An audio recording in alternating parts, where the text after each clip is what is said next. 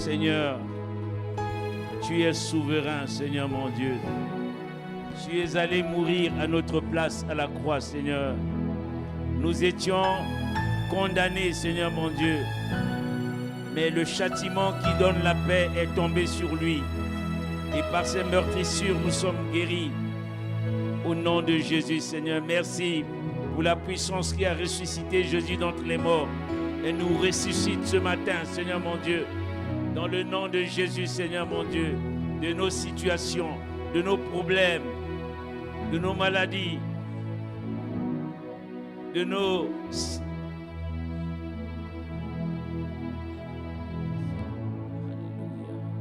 Gloire à toi, Seigneur.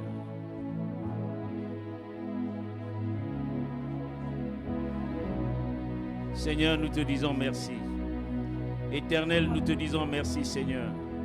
Dieu puissant, nous te disons merci. Dieu miséricordieux, nous te disons merci.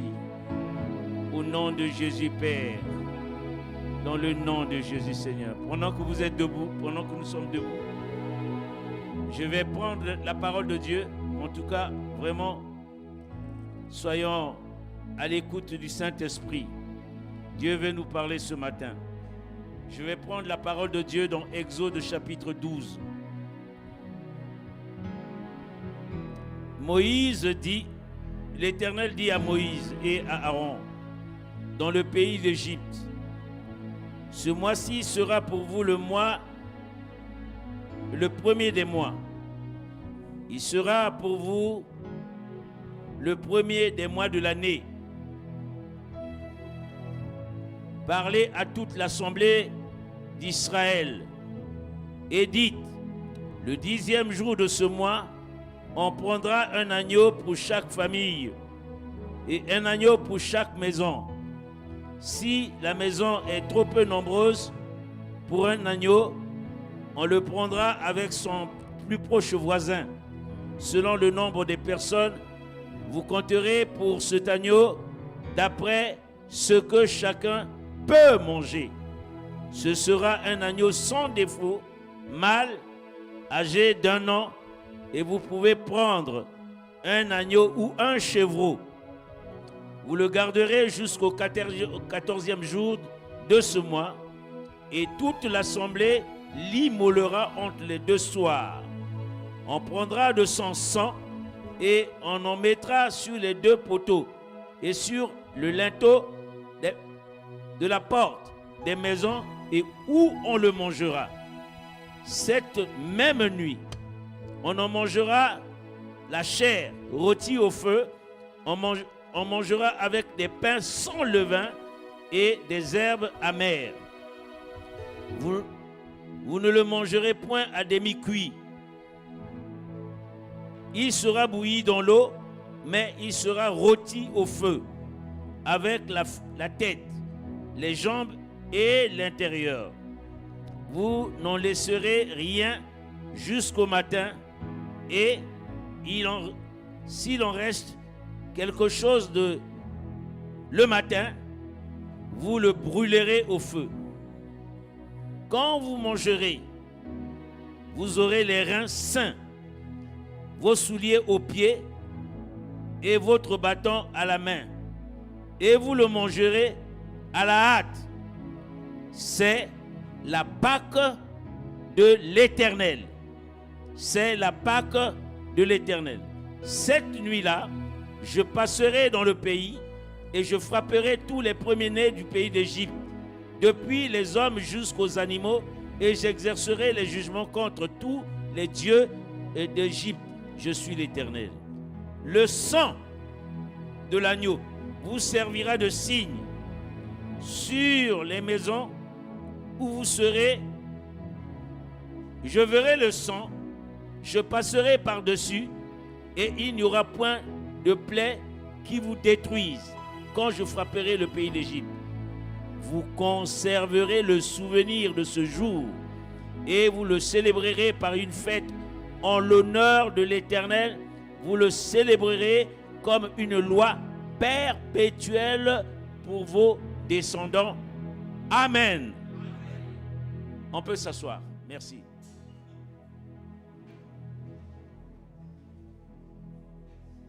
Je vous salue tous dans le nom de Jésus. Bien-aimés, nous sommes en train de célébrer la fête de la Pâque.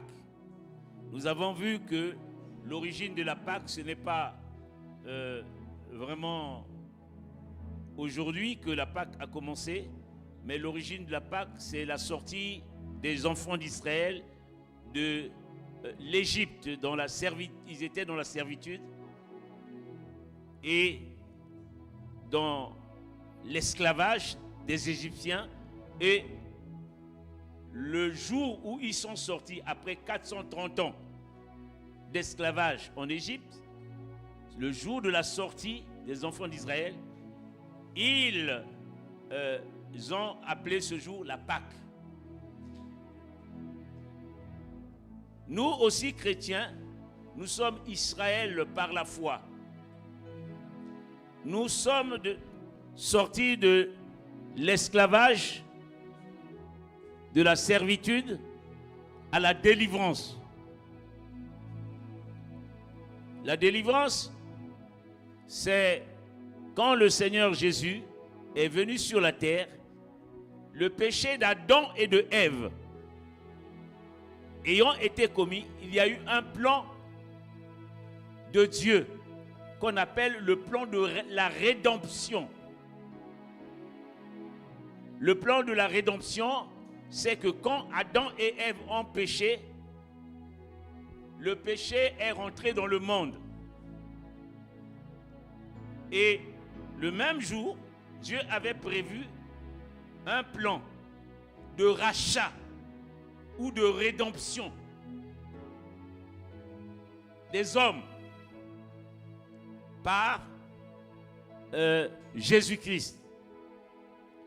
À l'époque, il y avait des hommes, lorsqu'ils péchaient, ils allaient voir le souverain sacrificateur pour que leur péché soit couvert, mais pas ôté, pas effacé.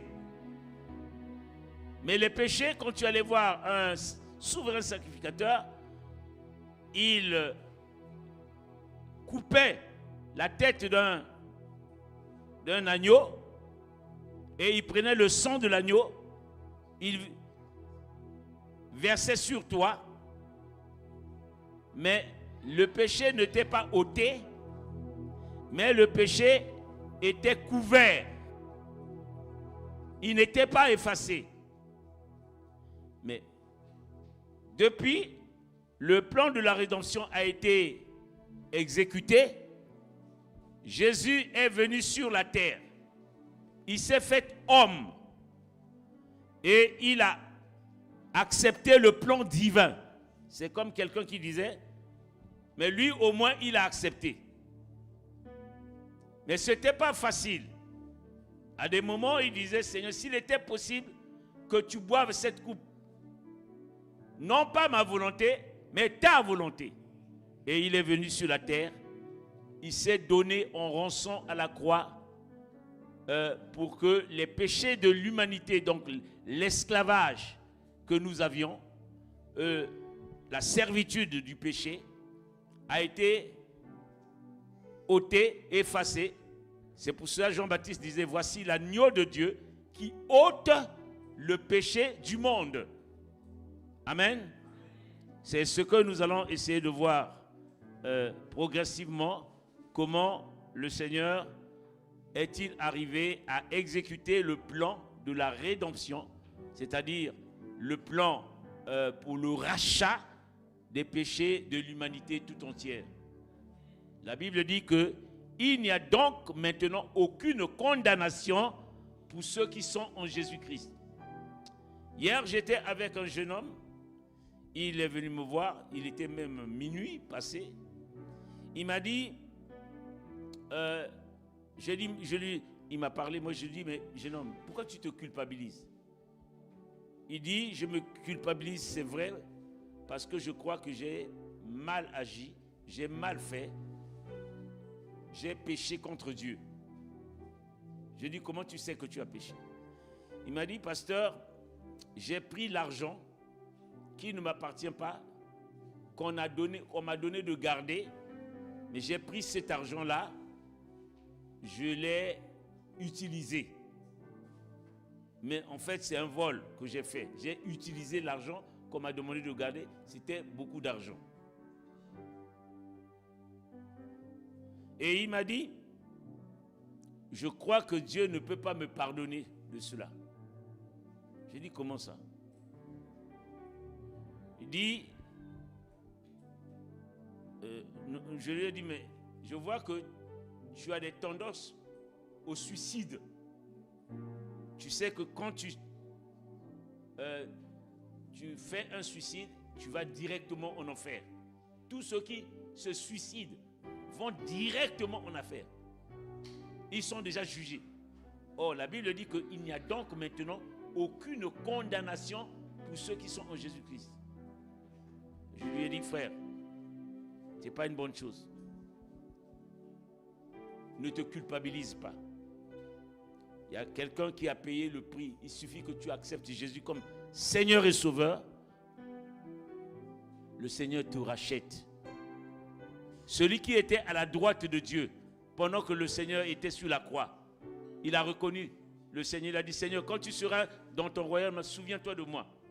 L'autre qui était à gauche dit, mais lui là, c'est un assassin, vous lui dites, non, mais toi et moi, nous sommes des voleurs, des assassins. On a tué. Mais lui, qu'est-ce qu'il a fait? Il n'a rien fait. Le Seigneur a dit à celui qui était à la droite, il a dit, aujourd'hui même, pas demain, tu seras avec moi dans le paradis. Il a été sauvé, quand bien même qu'il a commis un péché. Et qu'il a commis le péché, qu'il a été condamné, mais il est sauvé. Donc celui qui commet un suicide, il est directement en enfer. Il n'y a donc maintenant aucune condamnation. Donc, ceux qui se culpabilisent parce qu'ils ont commis des fautes, bien aimé, Jésus est venu à la croix pour payer le prix de l'humanité tout entière. Désormais, tes péchés sont pardonnés. Arrête de te culpabiliser. Arrête de dire que tu es fini. La Bible nous demande seulement de se repentir. Se repentir. Se repentir, ça veut dire que j'ai commis des péchés, je reconnais mes péchés, je les confesse et je les abandonne, je les délaisse. De cette manière-là, nous obtenons notre rédemption, notre pardon. Et donc, c'est Jésus qui est venu exécuter ce plan de Dieu. Ne te culpabilise plus. Ne pense pas que Dieu ne te pardonnera pas. Non, il va te pardonner. Mais à condition que tu te répandes.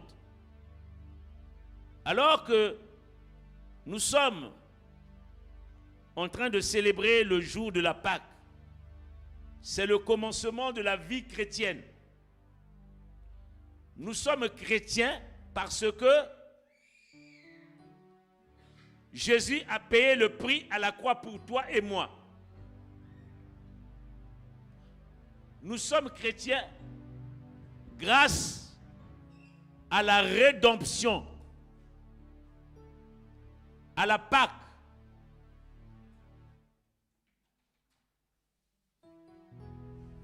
Nous sommes chrétiens parce que Jésus est venu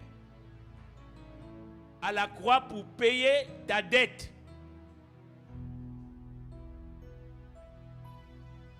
Malheur à ceux qui continuent à se culpabiliser. Amen. Donc là, nous avons lu Exode chapitre 14. Nous avons vu comment le sang de Jésus qui a le sang des agneaux qu'on tuait, qui couvrait le péché, on le tuait, on venait mettre sur les gens. C'était l'ombre des choses à venir. L'ombre des choses à venir que Dieu voulait montrer à l'humanité. Mais vous savez encore que la Bible nous parle, nous avons déjà parlé de cela, de 1 Corinthiens chapitre 5, pour ceux qui n'étaient pas là, je fais une petite révision. 1 Corinthiens chapitre 5, «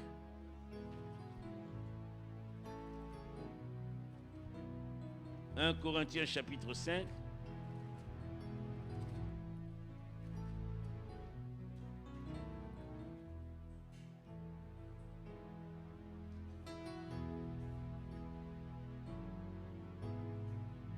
Amen.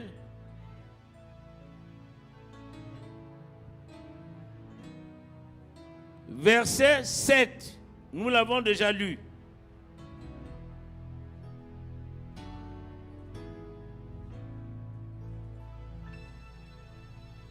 Je commence au verset 6 quand même.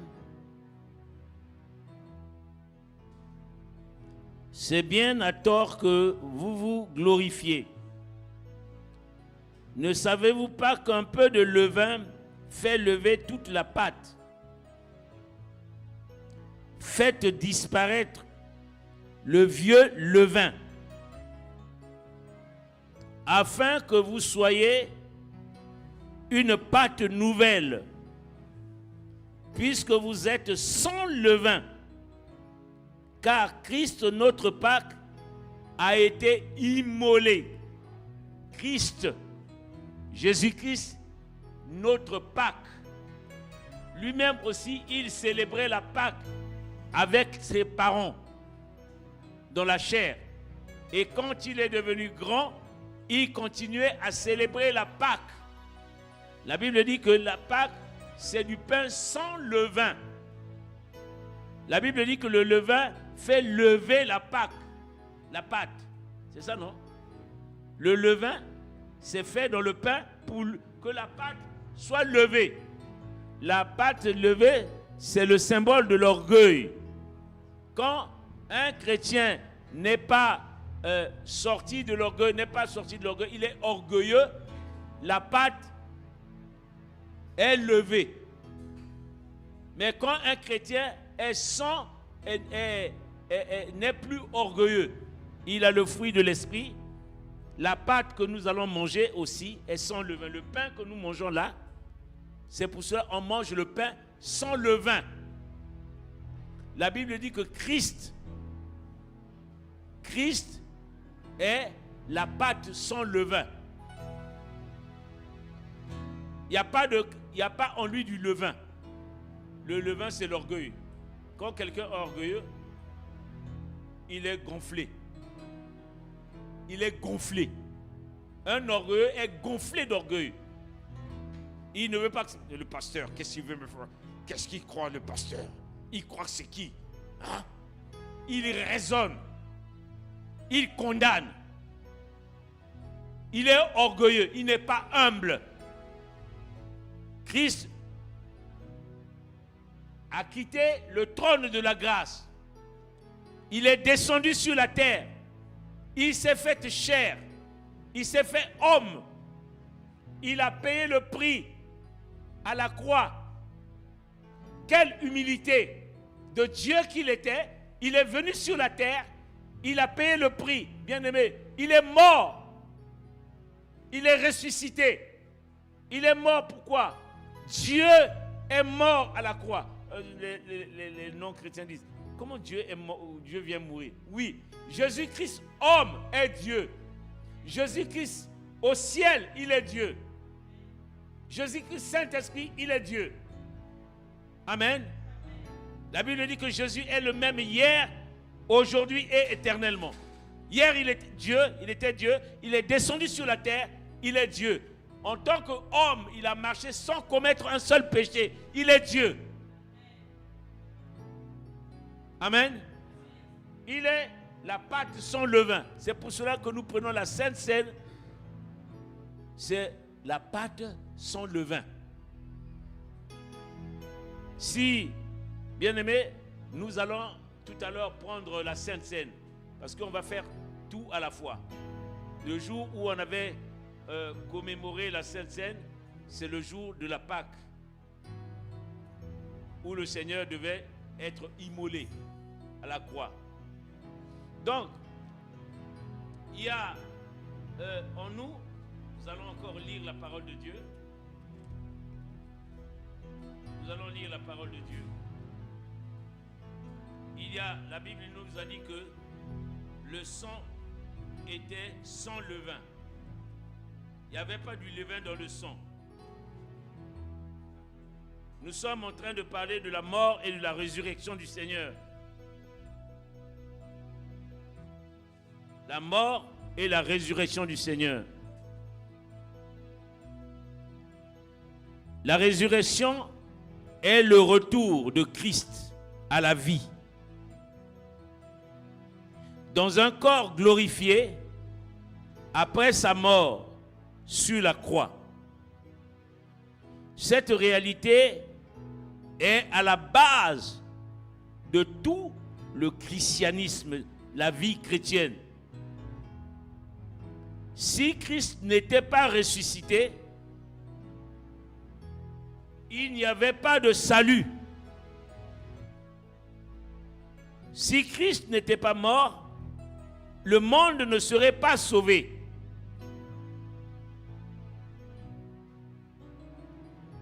C'est parce que Christ est mort que le monde est sauvé. Il y a d'autres qui croient que c'est trop simple. C'est pas simple. Mais il faut qu'un chrétien connaisse pourquoi Christ est ressuscité. Jésus-Christ est ressuscité au 3e jour depuis sa mort.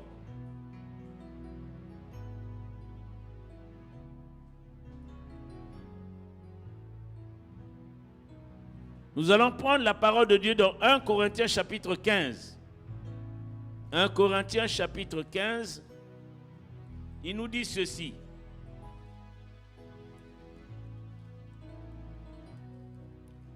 « 1 Corinthiens chapitre 15.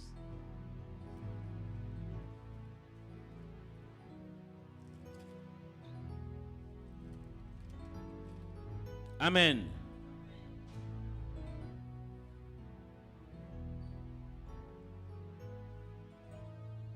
Parce qu'il y a des gens qui n'acceptent pas la résurrection du Seigneur. Bien-aimés, il y a eu des preuves de la résurrection et il y a eu le témoignage de la résurrection du Seigneur. Et beaucoup de personnes ont témoigné que Jésus était ressuscité. Mais beaucoup ne croient pas que Jésus est ressuscité. Comment un mort peut-il revenir à la vie? Je lis la parole de Dieu. 1 Corinthiens 15. Je vous rappelle, frères, l'évangile que je vous ai annoncé, ça c'est l'apôtre Paul, que vous avez reçu, dans lequel vous avez persévéré jusqu'aujourd'hui, et par lequel vous êtes sauvés. Si vous le retenez tel que je vous l'ai annoncé, autrement dit, vous auriez cru en vain. Je vous ai enseigné avant tout, comme je l'avais reçu, que Christ est mort pour nos péchés, selon les Saintes Écritures, qu'il a été enseveli et qu'il est ressuscité le 3e jour, selon les Écritures, et qu'il est apparu, donc Christ est apparu à Céphas. Céphas, c'est qui? Pierre. Exactement. Il est apparu à Céphas, puis aux 12. Ensuite, il est apparu à plus de 500 frères à la fois, dont la plupart sont encore vivants, et dont quelques-uns sont morts. Ensuite, il est apparu à Jacques, puis à tous les apôtres. Après eux tous, il m'est aussi apparu à moi comme à l'avorton, car je suis le moindre des apôtres, je ne suis pas digne d'être appelé apôtre parce que j'ai persécuté l'Église de Dieu. Par la grâce de Dieu, je suis ce que je suis. Et sa grâce envers moi n'a pas été vaine, loin de là. J'ai travaillé plus que tous, non pas moi, toutefois, mais la grâce de Dieu qui est avec moi. Ainsi donc, que ce soit moi, que ce soit eux, voilà ce que nous prêchons.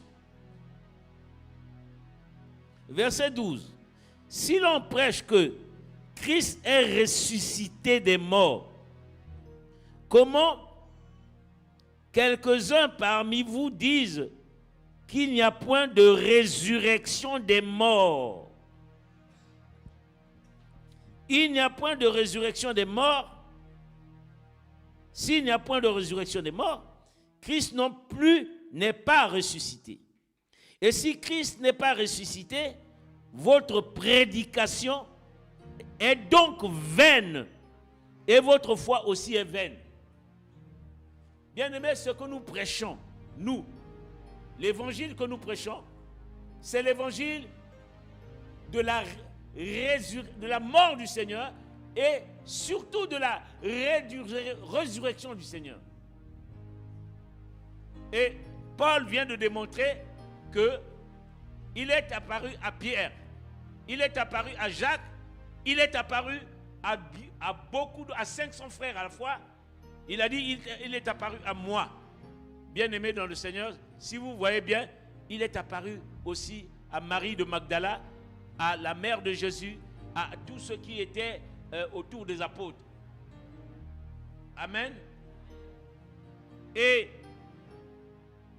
si nous disons que Christ n'est pas ressuscité, nous faisons Dieu menteur. Bien-aimé, Jésus-Christ est mort. Il est mort. La Bible nous dit qu'il est parti dans les régions inférieures de la terre. Il est parti sous la terre. Il est allé prêcher aux esprits qui étaient en prison au temps de Noé. Il les a prêchés parce qu'eux, ils n'avaient pas connu la résurrection. Mais il est allé les prêcher. Et il est revenu. Il est allé là-bas aussi. Vous savez la raison pour laquelle Jésus-Christ est allé dans le tombeau? Il est allé dans les régions inférieures de la terre. Il est allé prendre la clé de la mort. Il est allé chercher la clé de la mort qui était entre les mains du diable de Satan, qui était dans le séjour des morts. Il est allé prendre la clé de la mort éternelle qui était avec lui. Il avait la clé de la mort éternelle. Satan, comme il a été déjà condamné, il a été envoyé dans le séjour des morts. Mais là-bas, il avait la clé de la mort. Jésus est venu comme un homme qui n'avait jamais péché, qui n'avait aucun péché. Mais il est venu prendre la clé, ravir la clé de la mort entre les mains de Satan.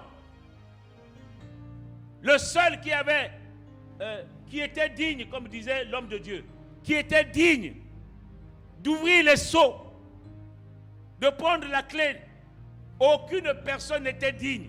Mais Christ est rentré dans les régions inférieures de la terre. Il est allé prendre la clé de la mort.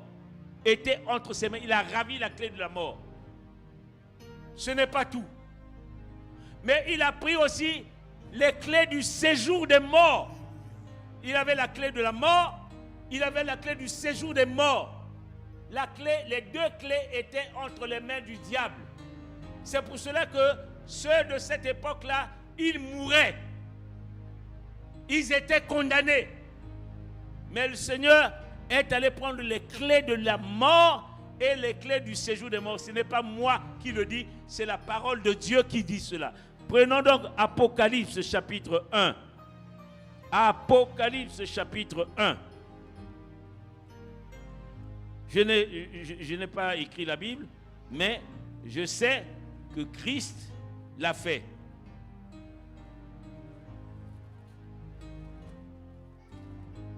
Alors, Apocalypse chapitre 1. Lisons au verset 18. 17 à 18. Quand je le vis, je tombai à ses pieds comme mort.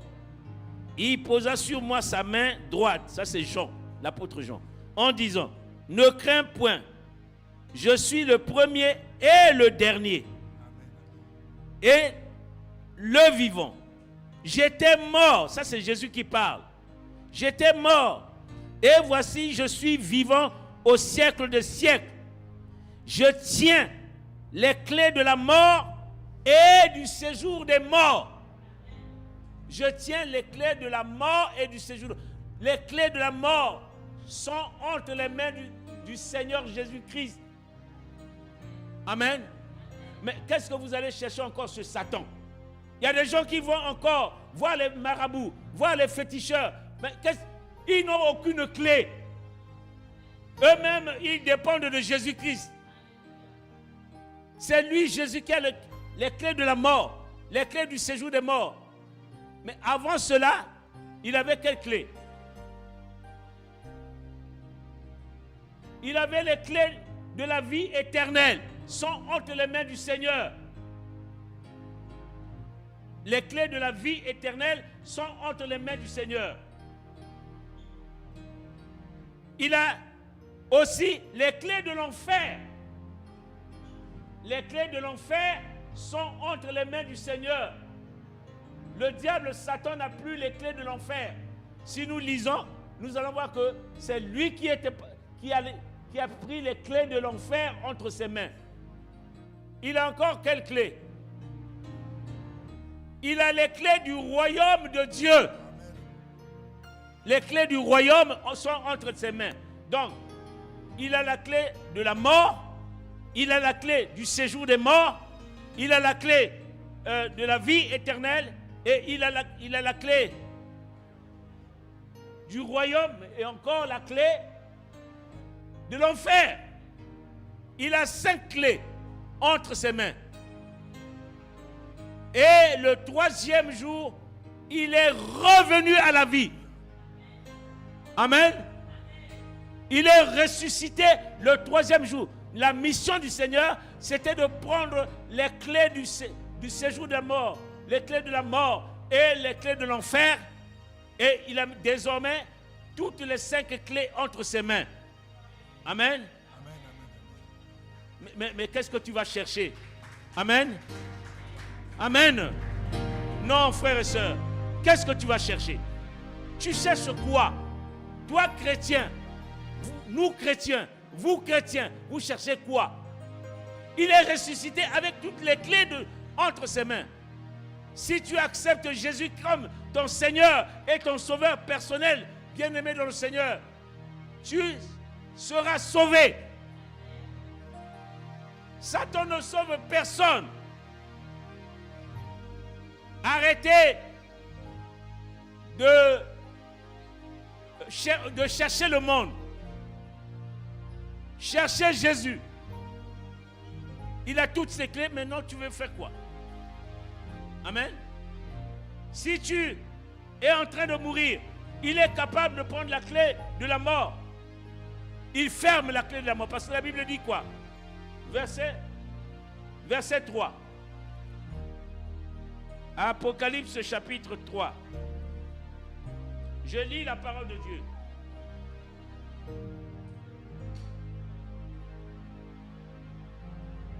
Chapitre 3, verset 7. Écrit à l'ange de l'église de Philadelphie. Voici ce que le saint, le véritable, celui qui a la clé de David. La clé de David, c'est quoi? Il a la clé de David.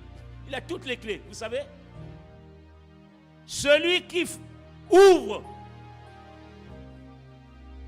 et personne ne fermera. Celui qui ferme et personne n'ouvrira. Amen. Si la mort arrive, il ferme la mort. Tu gardes la vie. Je sais. Mon frère, il est venu me voir. Non, merci. Lève-toi. Il est venu me voir. Il était entre la vie et la mort. Il me dit, pasteur, je ne sais pas, il me restait combien? 2 jours. Il me reste 2 jours pour vivre.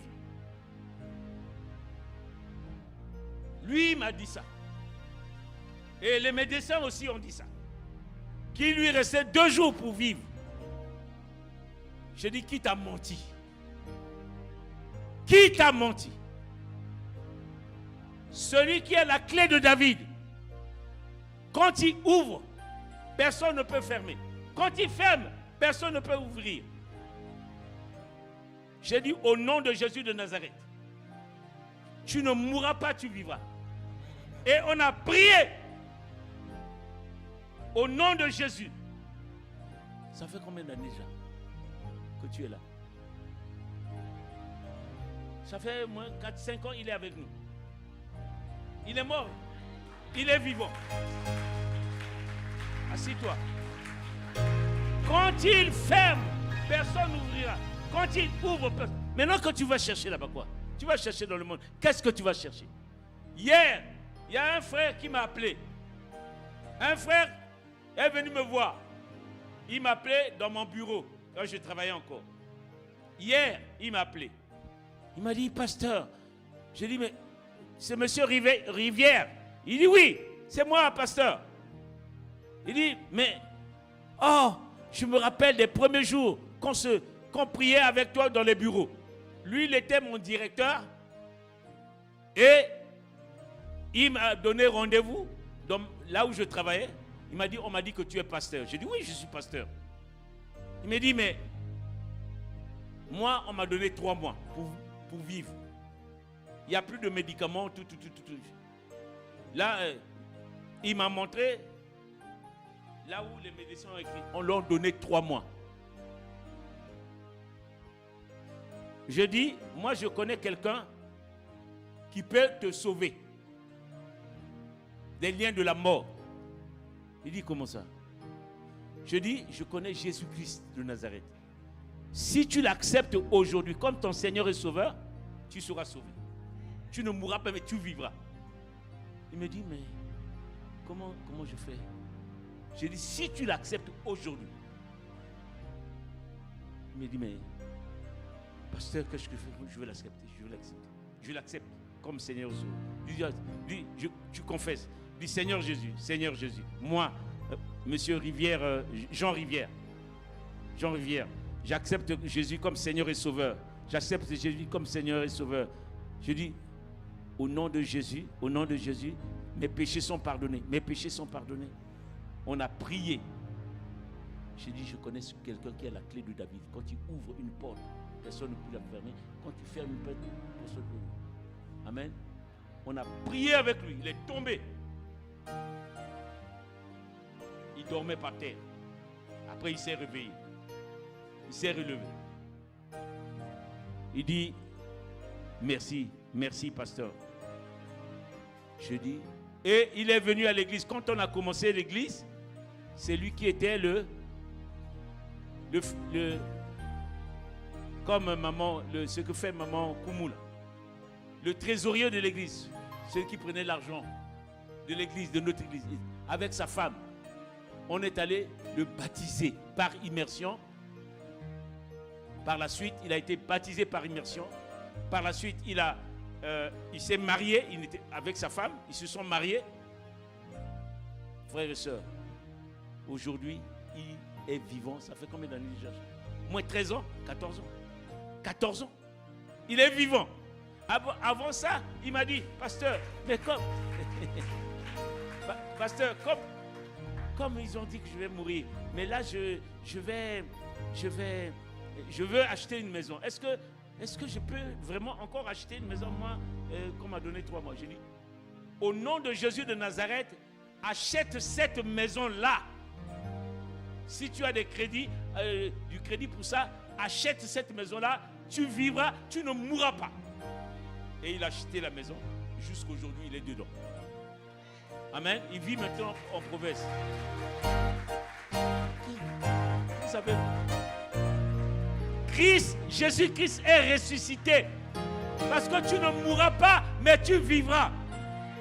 Tu ne mourras pas, mais tu vivras. Même si la situation est en train de péricliter, tu ne mourras pas, mais tu vivras. Même si les sorciers se sont levés dans le monde des cimetières pour attacher ta vie, tu ne mourras pas, tu vivras. Amen. Non, tu ne mourras pas. Même si tes finances sont mortes, bien-aimé, Dieu est capable de délier tes finances. Parce que tes finances, tu auras de l'argent, mais tu ne mourras pas. Amen. Tu ne mourras pas. Tant que tu n'es pas riche, celui qui a la clé de David, il ouvrira les portes des finances. Tu ne mourras pas. Amen.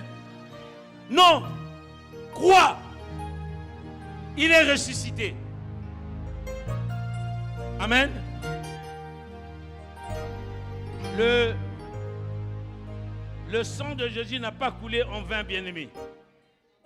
C'est pour toi que le sang de Jésus a coulé à la croix de Golgotha. La Bible dit que nul ne tiendra devant toi tant que tu vivras. Mais ils ont voulu empêcher le Seigneur de ressusciter. Ils ont voulu empêcher le Seigneur de mourir à la croix. La Bible dit que Judas a été créé à dessein. Judas avait trahi Jésus. Mais il a été créé à dessein. Il dit, mais comment ça se fait que le Seigneur ne l'a pas vu pour que... Non, il a été créé à dessein. Mais la Bible dit que malheur à qui viendra le scandale. Malheur à qui viendra le scandale. Toi qui joues avec Jésus. Toi qui continues à jouer avec Jésus. Frères et sœurs.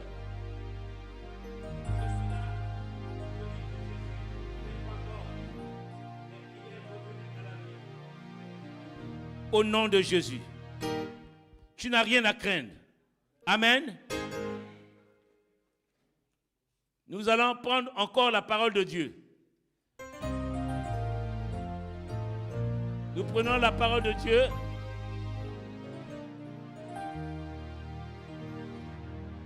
Dans le livre de Luc, de Matthieu. Je prends les points essentiels pour vous. Matthieu chapitre 26, 27.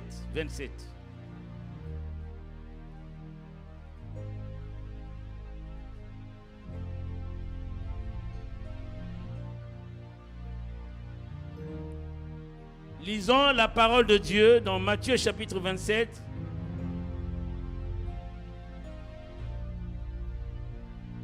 À partir du verset 51. Voici, le voile du temple se déchira en deux, depuis le haut jusqu'en bas. La terre trembla, les rochers se fondirent, les sépulcres s'ouvrirent, et plusieurs corps des saints qui étaient morts ressuscitèrent.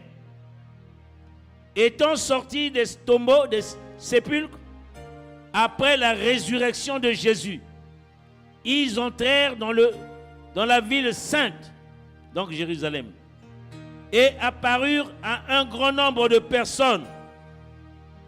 Le centenier et ceux qui étaient avec lui pour garder Jésus, ayant vu le tremblement de terre et ce qui venait d'arriver,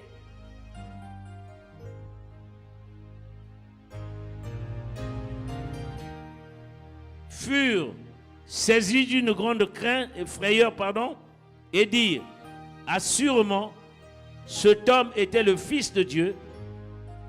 Il y avait plusieurs femmes qui regardaient de loin, qui avaient accompagné Jésus depuis la Galilée pour le servir. Parmi elles étaient Marie de Magdala, Marie mère de Jacques et Joseph, et la mère du fils de Zébédée. Amen. Frères et sœurs, le jour où Jésus est mort, la Bible nous dit que Moïse est sorti du tombeau. Abraham est sorti du tombeau. Bien-aimés, tous les saints d'autrefois, ils sont sortis du tombeau et ils marchaient dans la ville de Jérusalem. Quel miracle! Quel miracle! Quel miracle! Et ces morts-là qui étaient déjà morts sont ressuscités. Le jour où le Seigneur est mort.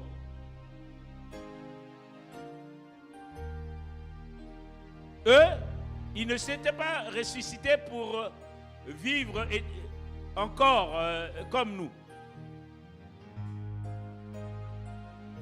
Mais Jésus était mort.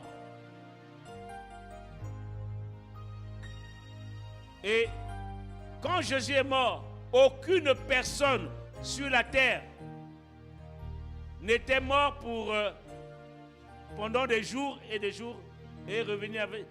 Lazare l'a fait, mais Lazare est encore mort. Mais Jésus est mort, mais il est ressuscité, il est toujours vivant jusqu'aujourd'hui. Amen. Jésus est vivant jusqu'aujourd'hui, vivant. Il vit. Amen. Non, notre foi n'est pas vaine. Ta foi et ma foi ne sont pas vaines. Nous prions un Dieu vivant. Un Dieu puissant, un Dieu miséricordieux. Il est Dieu, il est Seigneur, il est Dieu. Mais il est revenu à la vie le 3e jour et il vit éternellement. D'autres, ils vont adorer des dieux vivants, des dieux qui meurent pour toujours. Et les Juifs, ils adorent encore Jésus. Et ils adorent encore, Moïse. Moïse est déjà mort. Il attend la résurrection des vivants et des morts. Bien-aimés, nous qui sommes là, nous allons revenir, nous qui sommes vivants comme ça. Si Jésus revient aujourd'hui, bien-aimés, les uns en un clin d'œil seront ressuscités. Mais pas avec ce corps, mais avec le corps de gloire. Le corps de gloire. Pas avec le corps physique, avec des vestes et des costumes. Non, nous allons revenir à la vie avec ce corps de gloire. Nous n'allons pas dévancer ceux qui sont morts. Eux, ils viendront à la vie premièrement. Ils ressusciteront. Ensuite, nous, deuxièmement, nous serons ressuscités ensemble avec eux. Nous serons enlevés dans les airs. Nous serons enlevés, bien-aimés. Ce jour-là, il y aura des pleurs. Il y aura des grincements de dents. Toi qui ne veux pas quitter le péché, bien-aimé, tu vas regretter. Toi qui ne veux pas quitter la vie de péché, tu vas regretter la résurrection des morts, la résurrection des vivants. N'est pas loin. Le retour du Seigneur n'est pas loin. Tu continues à vivre dans le péché. Arrête, arrête, arrête de vivre dans le péché. Arrête, arrête de vivre dans le péché. Arrête. Arrête cette vie. Arrête. Le retour du Seigneur n'est plus loin. La résurrection des vivants et des morts n'est plus loin. Amen.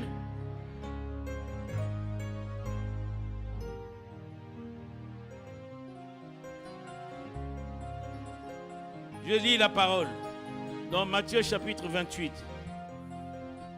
Après le sabbat, à l'aube du premier jour de la semaine, Marie de Magdala et l'autre Marie allèrent voir le sépulcre.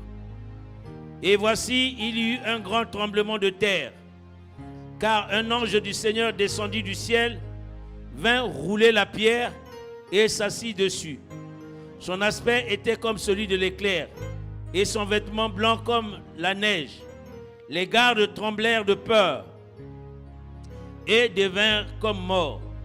Mais l'ange prit la parole et dit aux femmes, pour vous, ne craignez rien, ne craignez pas, car je sais que vous cherchez Jésus qui a été crucifié. Il n'est point ici, il est ressuscité, comme il l'avait dit. Venez, voyez le lieu où il était couché, et allez promptement dire à ses disciples qu'il est ressuscité des morts. Et voici, il vous précède en Galilée. C'est là que vous le verrez. Voici, je vous l'ai dit. Elles s'éloignèrent promptement du sépulcre avec crainte et avec une grande joie. Et elles coururent porter la nouvelle aux disciples. Et voici, Jésus vint à leur rencontre et dit, je vous salue. Elles s'approchèrent pour saisir des pieds et elles se prosternèrent devant lui. Alors Jésus leur dit, ne craignez pas, allez dire à mes frères de se rendre en Galilée, c'est là qu'ils me verront. Pendant qu'ils étaient en chemin, quelques hommes de la garde entrèrent dans la ville et annoncèrent aux principaux sacrificateurs tout ce qui était arrivé. Ceux-ci, après s'être assemblés avec les anciens et avoir tenu conseil, donnèrent aux soldats une forte somme d'argent en disant, dites, ces disciples sont venus de nuit le dérober pendant que nous dormions. Et si le gouverneur l'apprend, nous l'apaiserons et nous vous tirerons de peine.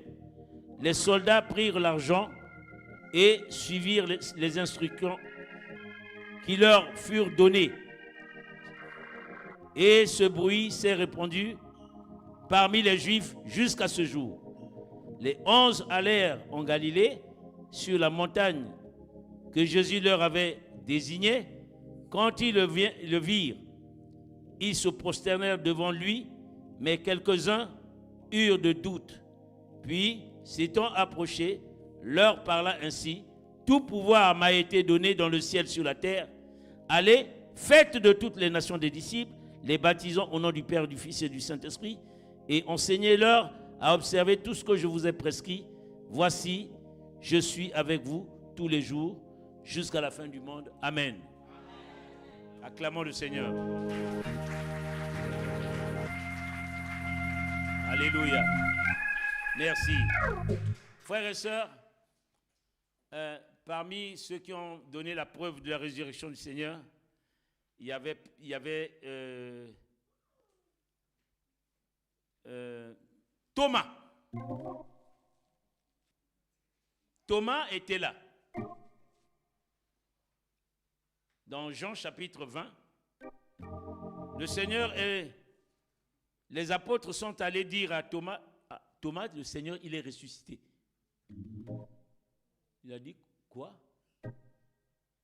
Thomas, nous avons vu le Seigneur. Il est ressuscité. Il dit, c'est vrai? Je dis, non, je ne crois pas. Si je ne vois pas les clous qui étaient sur les mains, si je ne vois pas les clous qui étaient sur ses pieds, si je ne vois pas la lance qu'ils avaient mis ici, je ne croirais pas. Je ne croirais pas. Comment ressusciter? Quelle résurrection? Quelle résurrection? Je vais vous lire ça, comme ça vous allez comprendre. Il y a beaucoup de Thomas au milieu de nous ici. Les Thomas sont ici. Ils ne croient pas. Même la Bible dit, heureux ceux qui n'ont pas vu et qui ont cru. Nous n'avons pas vu Jésus ressuscité, mais nous croyons à la résurrection du Seigneur. Amen. Nous croyons que Jésus est ressuscité. Heureux ceux qui n'ont pas vu et qui ont cru. Jean chapitre 20. Je lis. Thomas, appelé Didyme, l'un des 12, n'était pas avec eux lorsque le Seigneur vint. Les autres disciples lui dirent, donc, nous avons vu le Seigneur. Mais il leur dit, si je ne vois dans ses mains les marques des clous, et si je ne mets mon doigt dans la marque des clous, et si je ne mets ma main de son côté, je ne croirai point. 8 jours après, les disciples de Jésus étaient de nouveau dans la maison et Thomas se trouvait avec eux.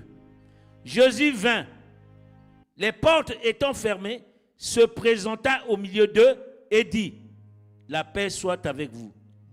Puis il dit à Thomas, avance ici ton doigt et regarde mes mains. Avance aussi ta main et mets-la dans mon côté. Et ne sois pas incrédule, mais crois.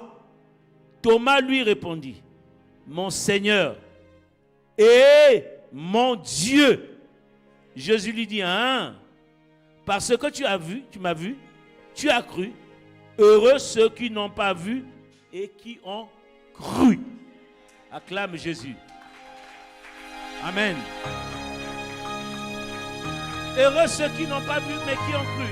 Nous n'avons pas vu le Seigneur ressuscité, mais nous croyons à la résurrection du Seigneur. Nous ne sommes pas des incrédules, mais nous croyons qu'il est ressuscité, il est revenu à la vie. Et c'est pour la première fois, Thomas a dit, mon Seigneur, mon Dieu.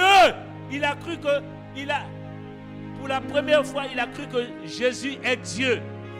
Mon Seigneur et mon Dieu. Il a cru qu'il est Seigneur, mais il est Dieu. Amen. Bien-aimé, Jésus est Dieu. Jésus est Dieu. Dis avec moi, Jésus est Dieu. Jésus est Dieu. Jésus est Dieu. Jésus est Dieu. Il est ressuscité. Il est ressuscité.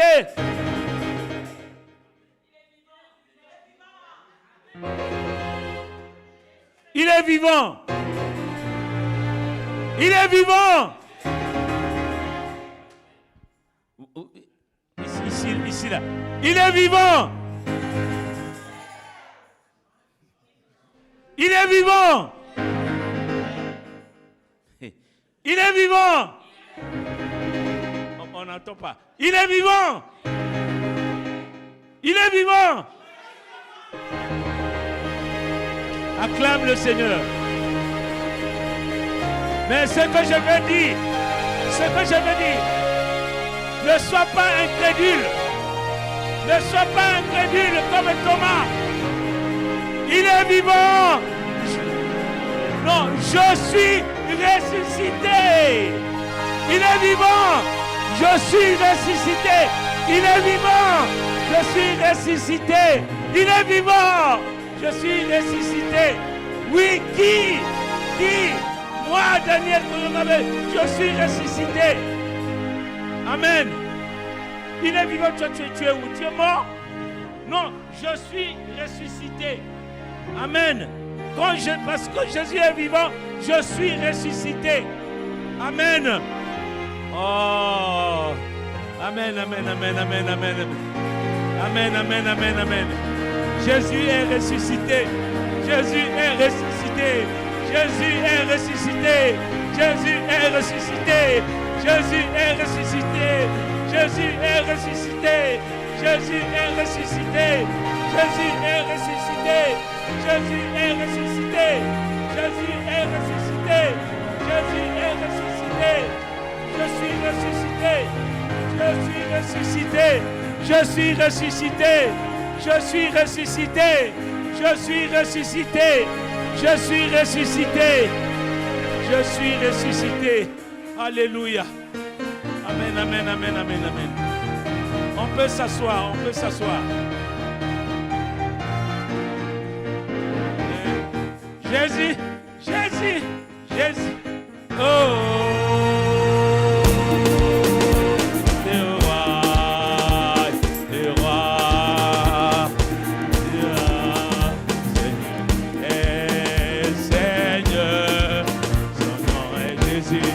Jésus.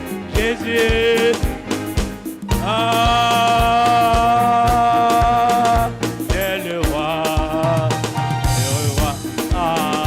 des rois, le Seigneur des seigneurs. C'est Jésus, Jésus, Jésus.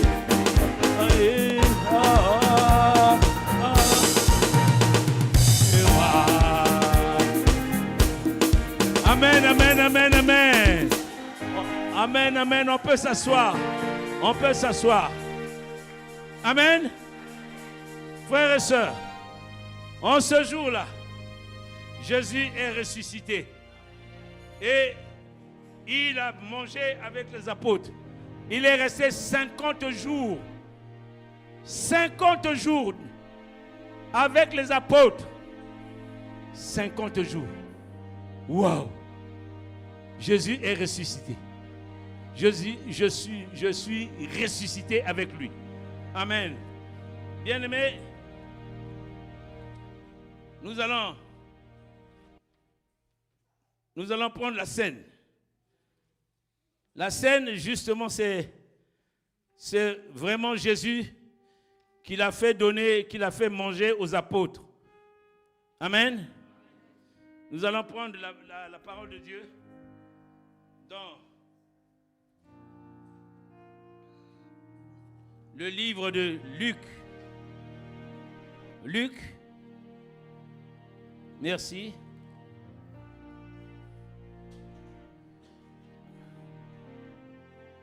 Merci.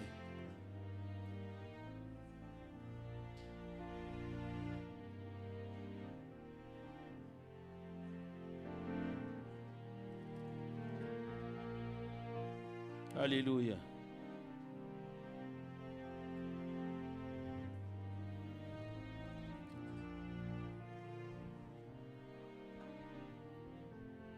Merci.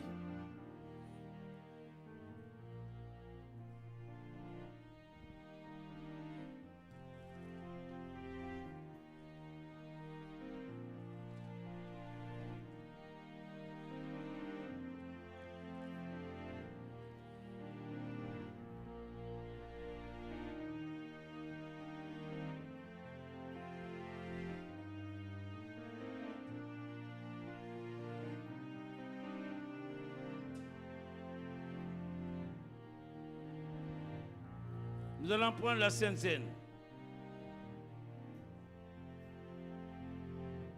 Avant de prendre la Sainte Seine, nous allons voir que Jésus s'est mis avec les apôtres et il mangeait la Seine avec eux, le pain. La Bible dit que Jésus prit du pain. Il le distribua aux apôtres. Il leur dit, prenez ceci est mon corps. De même, il prit la coupe.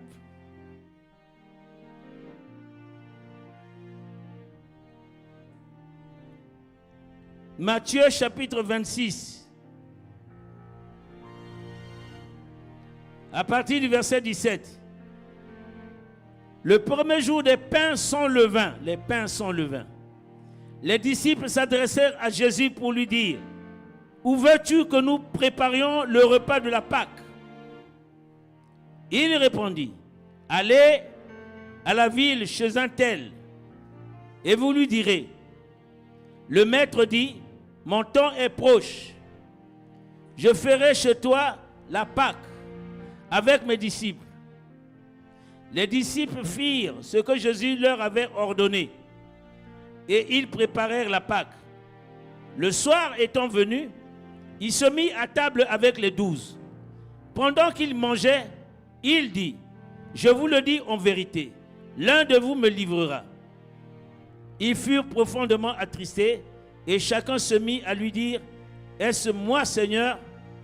Il répondit, celui qui a mis avec moi la main dans le plat, c'est lui qui me livrera. Le Fils de l'homme s'en va selon ce qui est écrit de lui. Mais malheur à l'homme par qui le Fils de l'homme sera livré. Mieux vaudrait pour cet homme qui ne fut pas né. Judas, qui le livrait, prit la parole et dit, est-ce moi, Rabbi? Jésus lui répondit, tu l'as dit. Pendant qu'il mangeait, Jésus prit du pain et après avoir rendu grâce, il le rompit et le donna aux disciples en disant, prenez, mangez, ceci est mon corps. Il a donc pris le pain.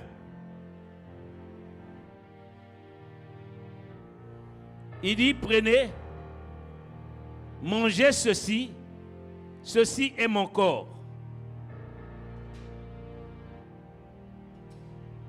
Ensuite, il prit ensuite la coupe, une coupe.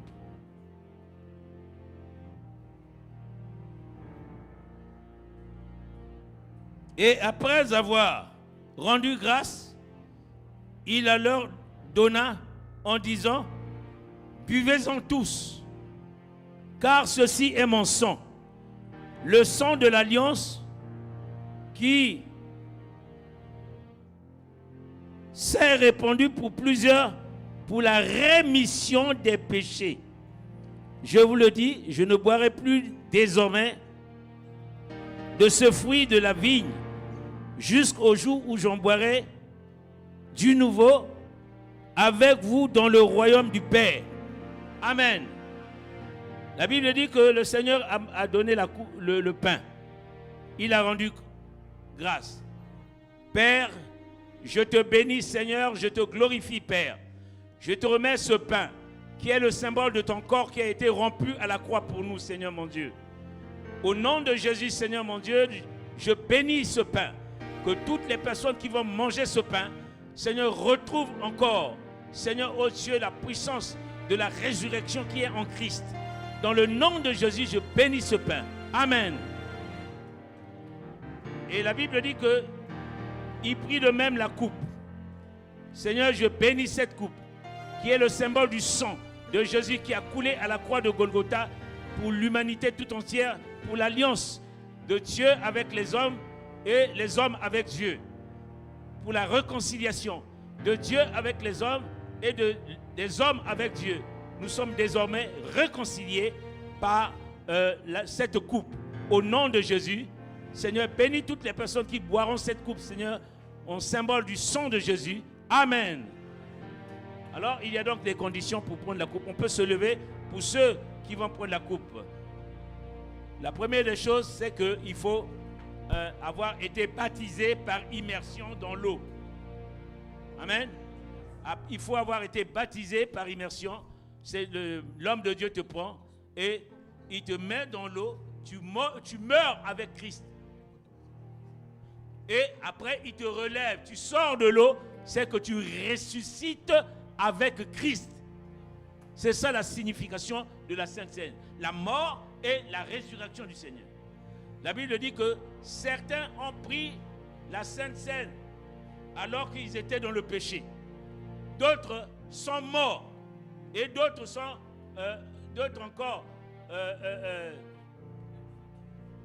deviennent infirmes. Parce qu'ils ont pris indignement. Bien-aimé, ne prends pas indignement la coupe du Seigneur. Ne mange pas le pain indignement. Ne joue pas avec Dieu. Tant pis pour toi. Amen. Donc, je vais prendre le pain. Merci.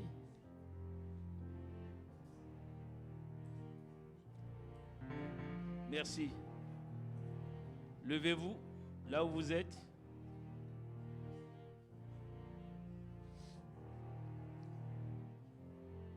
Merci.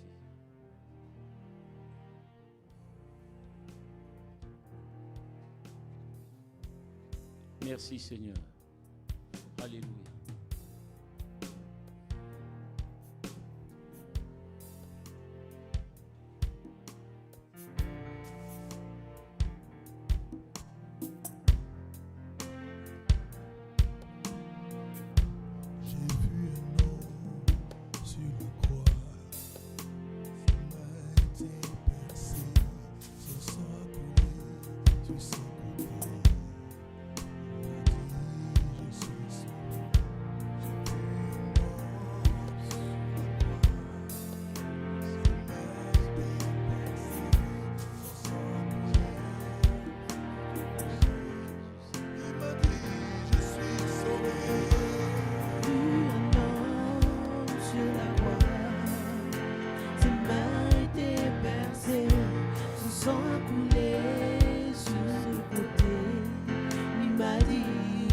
suis sauvé.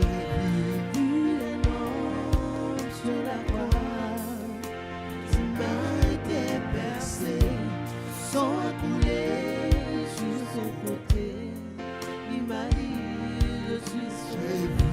J'ai vu un homme sur la croix, ses mains étaient percées, sang a coulé sur son côté. Il m'a dit, je suis sauvé. La vie Dans le sang de Jésus, la vie dans le sang de Jésus. moi j'ai la vie. La vie dans le sang de Jésus. La vie dans le sang de Jésus. Victoire, victoire, Toi dans le sang de Jésus. victoire, Toi dans le sang de Jésus. victoire, victoire, Toi dans le sang de Jésus. victoire, victoire. Toi dans le sang de Jésus. Je suis sauvé, Sauvé dans le sang de Jésus. je suis sauvé. Sauvé dans le sang de Jésus. Tous ensemble, nous allons prendre le corps du Seigneur. Ensemble, prenons le corps du Seigneur.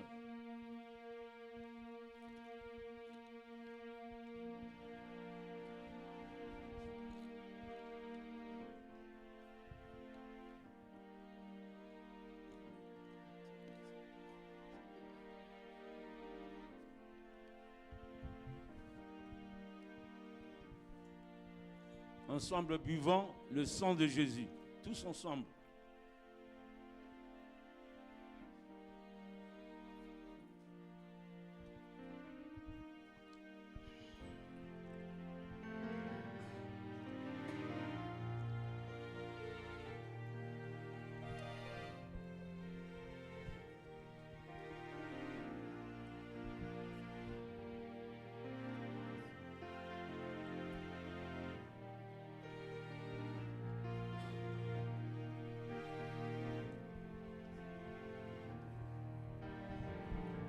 J'ai vu un homme sur la croix, ses mains étaient percées, son sang a coulé de son côté.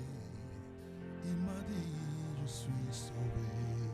J'ai vu un homme sur Alléluia. la croix, ses Main était percée, son sang a coulé sur son côté.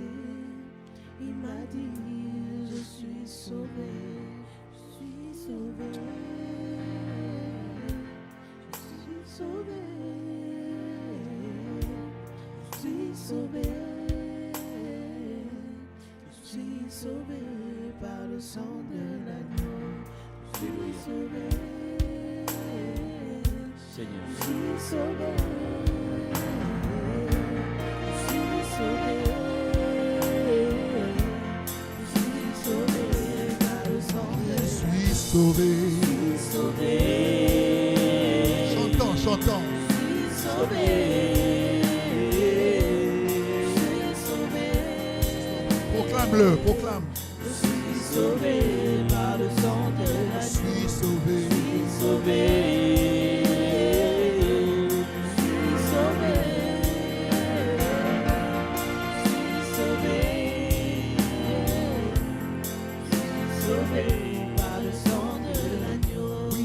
La vie, dans le sang de Jésus. moi j'ai la vie. La vie dans le sang de Jésus. Victoire, victoire, Victoire dans le sang de Jésus. victoire, victoire. Victoire dans le sang de Jésus. Je suis lavé, Lavé dans le sang de Jésus. je suis lavé, Lavé dans le sang de Jésus. je suis lavé, Lavé dans le sang de Jésus. je suis lavé. Lavé Chante dans mon le sang bien-aimé. de Jésus. Un jour de célébration, chante.